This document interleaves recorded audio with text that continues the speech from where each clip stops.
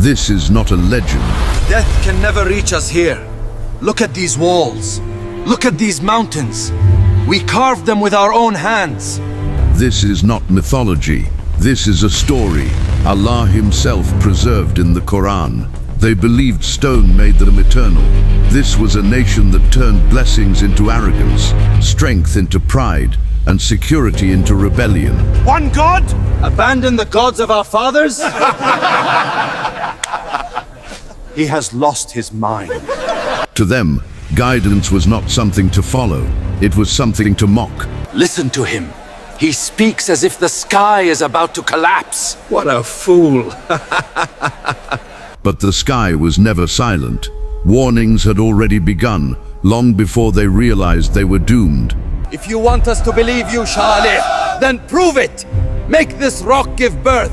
Bring a camel out of solid stone. They didn't know they had just asked for their own judgment. What emerged was not just a miracle, it was a verdict, walking among them. By our gods, look at its eyes. This is not from this world. Fear spread. Enough. If we allow this to continue, we lose everything. They thought they were ending a problem. In reality, they had started a countdown. 3 days, between laughter and destruction. This is the story of Thamud.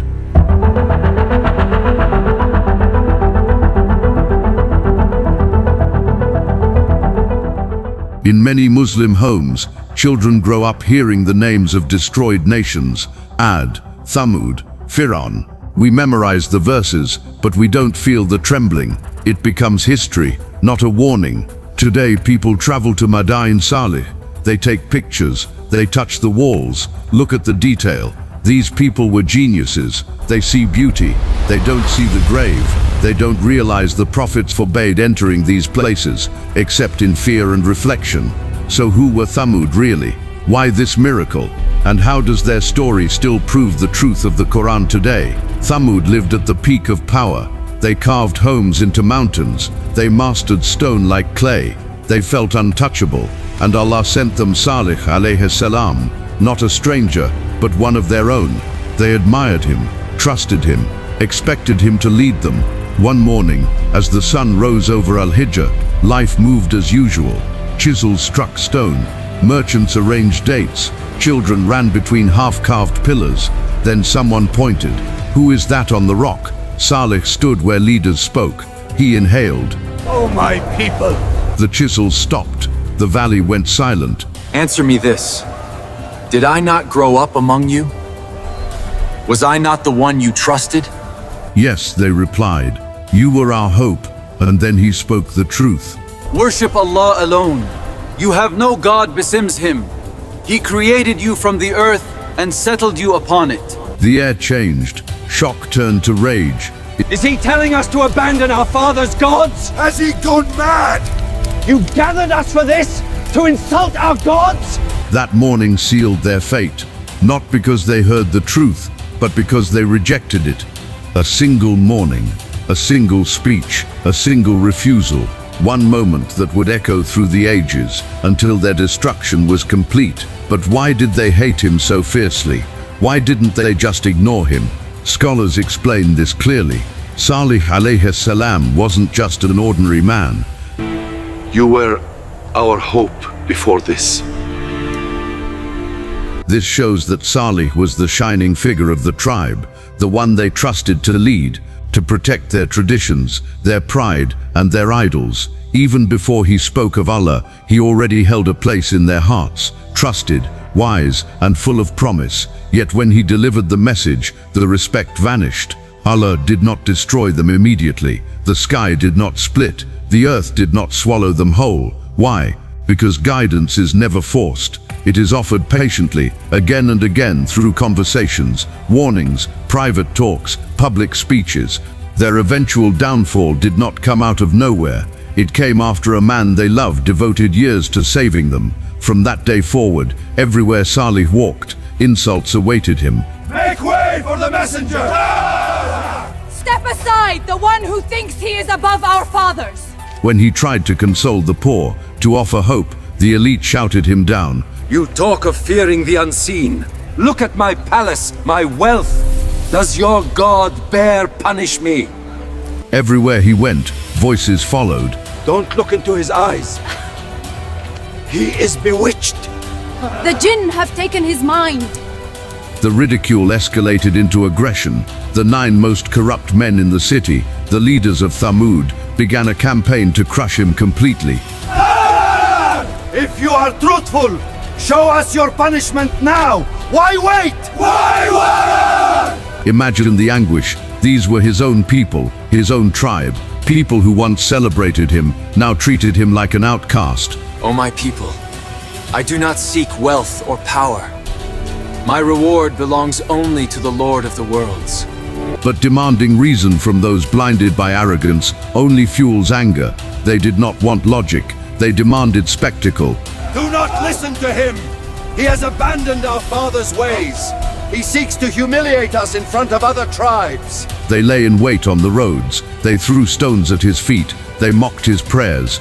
Day after day, the valley echoed with their scorn. Madman, troublemaker, destroyer of tradition. Enough words. Show us a miracle if you want us to believe. Their hearts hardened. Their arrogance swelled. Their defiance reached its peak. But something darker was coming. Something that would change everything. Mockery failed. Stones failed. So the leaders resorted to their cruelest weapon, isolation. Stay away from him! If you sit with him, you are infected! If you trade with him, you are contaminated!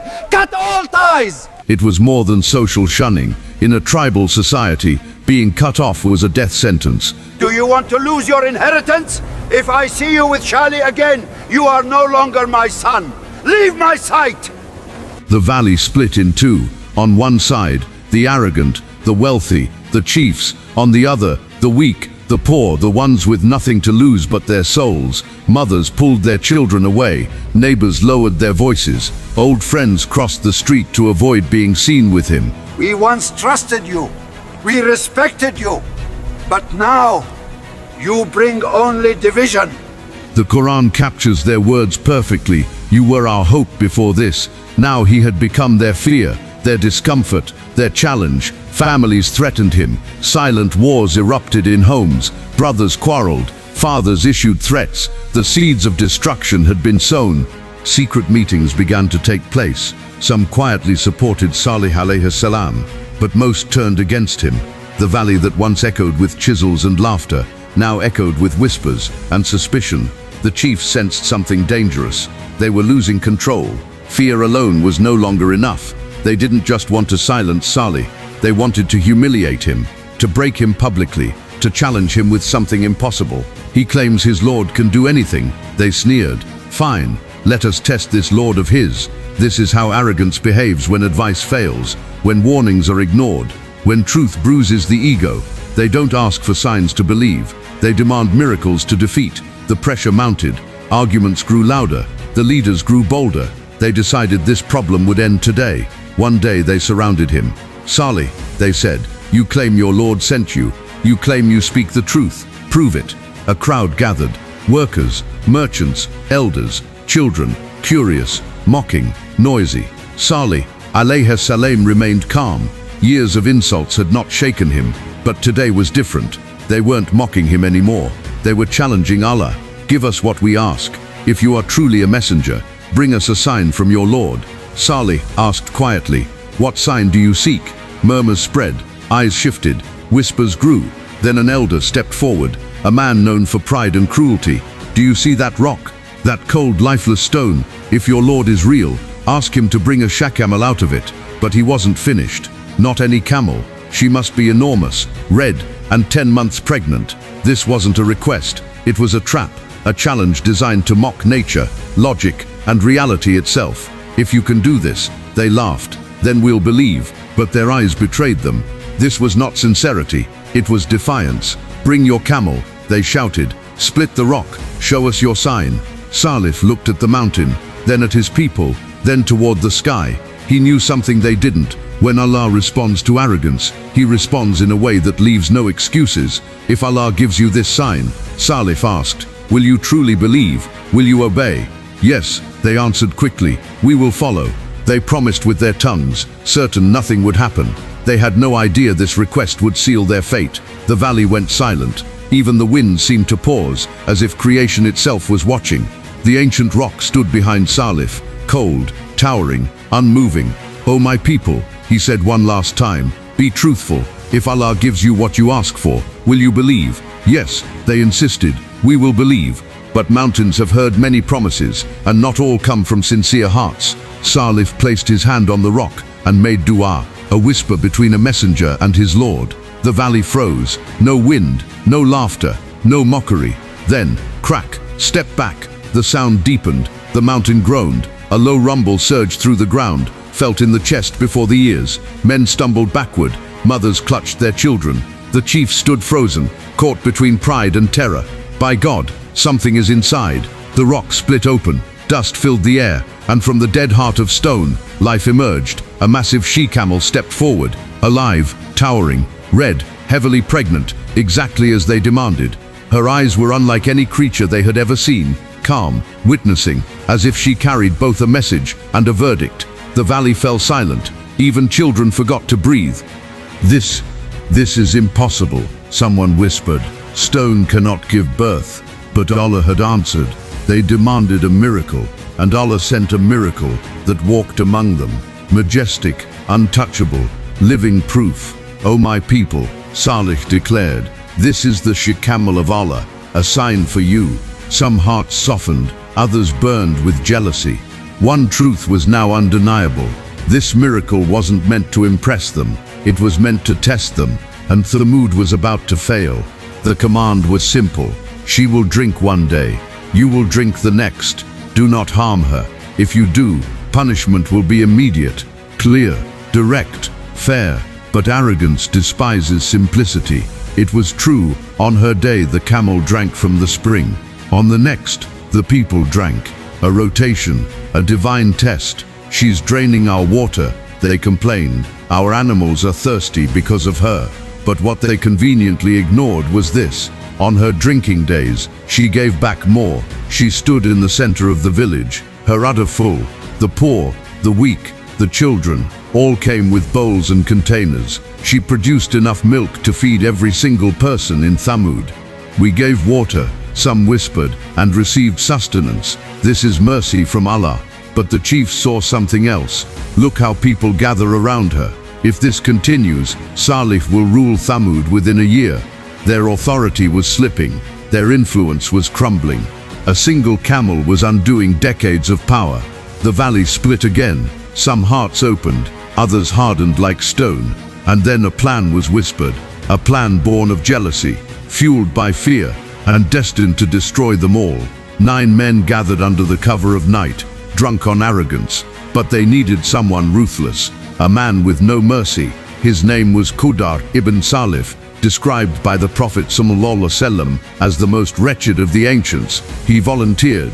"Hold her down," he snarled. "I will end this myth." The camel collapsed into the dust. Her legs were severed. As she fell, her eyes searched for one thing, her calf. The baby fled toward the mountains, screaming 3 times. 1, 2, 3. Those cries echoed through Al-Hijr like a warning the valley would never hear again. Scholars say those cries marked the 3 days. But Thamud laughed. "Where are the angels? Where is the lightning?"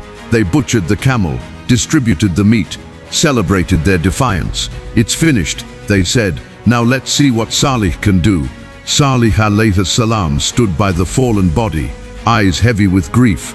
"You have harmed Allah's sign," he said, "and have purchased destruction for yourselves." They laughed. 3 days, another empty threat. They didn't realize the clock had already started. Day 1, faces turned yellow. "Why does my skin look like this?" "It's nothing," they said, "just heat." Day 2, yellow turned to red, like blood beneath the skin. Panic spread. "Don't fear, Salih is lying, nothing will happen." "Then why do you look like us?" Silence. Instead of repentance, rage erupted. "If we're dying," the leaders said, "Salih dies with us tonight." Imagine the arrogance, their faces burning with punishment, and they planned murder. But Allah's plan moves faster. Before they reached him, stones rained from the sky, crushing the assassins instantly. The leaders fell first. The final morning arrived. Faces turned black, like ash before fire. Children cried, women wailed, men stood frozen. That night, no one slept. The valley was silent, not from peace, but from certainty. At sunrise, the sky screamed. The Quran calls it Ash-Saha, a blast so powerful, it shattered hearts instantly. No time to flee, no time to scream. They were found lifeless, flattened in their homes. The mountain carvers became dust inside the mountains they trusted. Salih and the believers walked away. He turned back one final time. I delivered the message of my Lord and sincerely advised you, but you did not love sincere advice. Thamud were not destroyed because they were ignorant. They were destroyed because they felt secure. Today we don't carve mountains, we carve careers, status, egos, and we say the same thing: nothing can touch me. The most frightening part of this story is not the scream, it's how they reacted to advice. They didn't say you are wrong. They said, who are you to tell us? Ask yourself, when someone corrects you, a parent, a friend, a scholar, what is your first reaction? Gratitude or ego? If your heart hates advice, be careful. That is the seed of Thamud. They rejected a camel. We scroll past reminders every day. The test is the same, only the scenery has changed.